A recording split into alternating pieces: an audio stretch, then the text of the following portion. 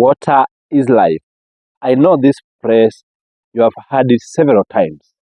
And today, I want us to discuss about quality of water in poultry farming because it's a topic which has been greatly ignored, but very many farmers have ended up making a mistake.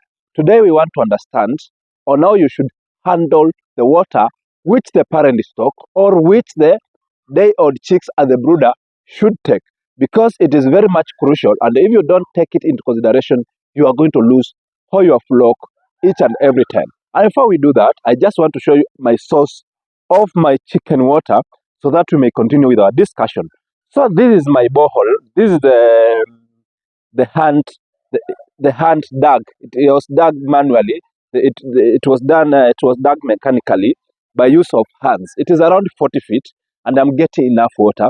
So this is my borehole, and you can see I've done some plumbing and some piping. This pipe is which takes water, and I have my solar over my farmhouse just over there, which now supplies me with the helps me now to pump this water from this reservoir all the way to these reservoirs. I have two reservoirs. This is my first reservoir, the 10,000 water reservoir, which now I store water each and every day. I make sure that it is full so that in case there is water shortage, I'm not in a position to lack some clean water for my birds during the dry seasons. Then I have this water reservoir, which now I use on daily basis, where I use now the automatic drinkers, where water flows from that reservoir direct to the breeder house on the automatic drinkers. Oftenly, water has been neglected as a source of nutrients, but water is very much important nutrient for the parent stock or for your brooded birds. Besides, water can also be used as a carrier of vaccines and also antibiotics, as you have seen me using the same during the brooding stage. If you don't do that, maybe you'll be using now water for the wrong purpose. And today we shall be dwelling now on this water to see on some of these characteristics. I'm talking of the quality water and how water should handle and how we should handle these vessels. You realize on the other side, water can also be a source of pathogens. This water can also carry some diseases and bring into your breeder house or into your poultry house. So a good water or qualities of a good drinking water, you realize it should be very clean, as you can see here. It should be clear, it should be fresh, should be tasteless, and free from any contaminants for your birds to take to ensure that they give you the best performance. Make sure the birds can easily reach and find the water and drink it, because this is what will now necessitate them to produce or to give you more eggs or to grow very fast. So make sure they can have enough and excess water as much as they need. Make sure the source of the water and the type of the drinking water system used in the house is very clean always. For example, we are using the automatic drinkers. We normally ensure that to wash them each and every day to ensure that the birds cannot take any contaminated water at any point. You can look at different drinkers. The water flows from the main reservoir up there, then it comes now. After it comes from the reservoir, now it comes through this pipe now to these automatic drinkers. So it is very much crucial to ensure that the water your birds are taking is very much clear at any point. There are some questions you need to ask yourself. What is the source of the drinking water? Is the water piped or the water is from a borehole? Is it service water which we are going to use? Then we are going to answer these questions so that we may understand which is the best quality of water. You realize if you are using the borehole water, it will need some treatments before you use. But for my case, I'm just using a well, water from a well, which is very safe and good for the birds to take.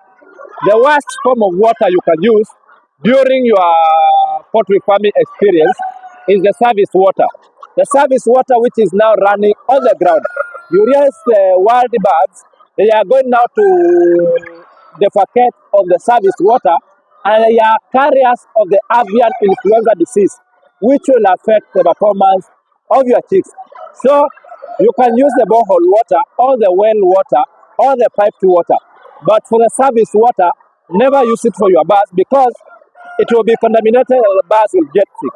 And you realize your birds will not look like this, they will not be very active, they will be sick and they will be getting losses in each and every step you are introducing that water to your birds.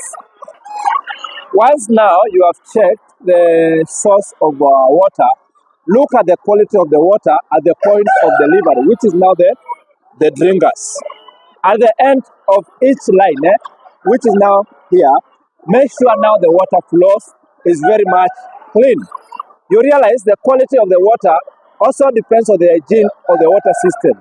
The water system in the houses should be regularly cleaned and disinfected at different periods. It should be disinfected in between the flocks and then after you have treated the water which you are going to give to the chicken in cases where it is the borehole water. To keep the water system clean in the production periods will make your birds lay more eggs and be able to grow at a very high rate. Make sure you check the water systems after every 3 months to ensure that they are right and the water is flowing in the right manner and they are not contaminated. If the system is disinfected during the production cycle or during the growth stage, this bird is running over me. During the growth stage,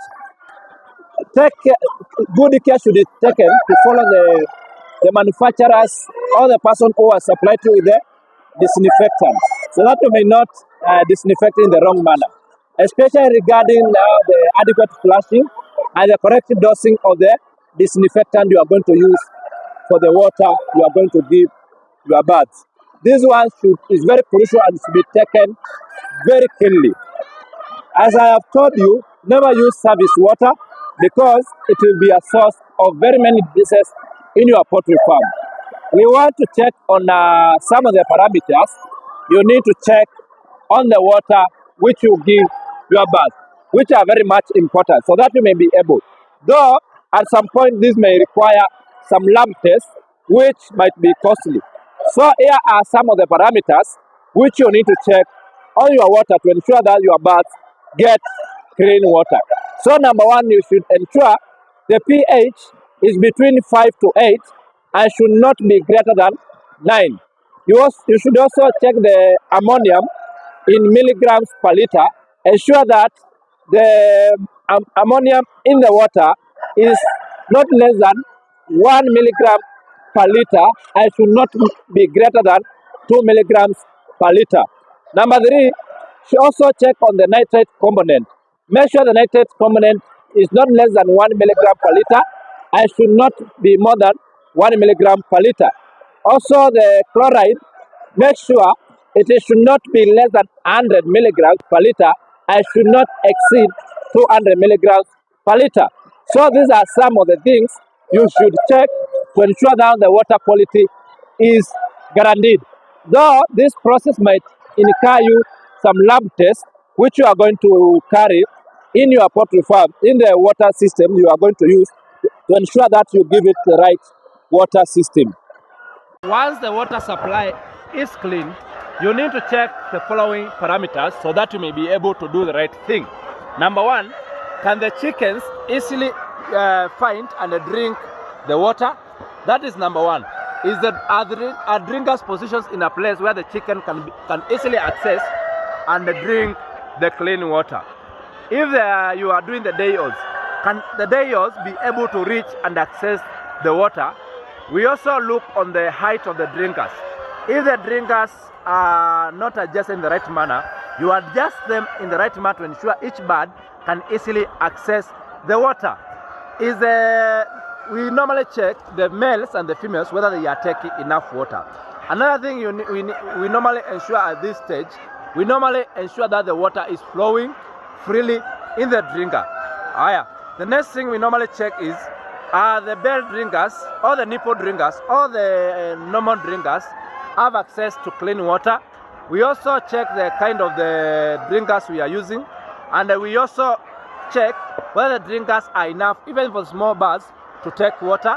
And we also check on the pressure of the water flowing in the drinkers to ensure that the birds can easily access and drink the water.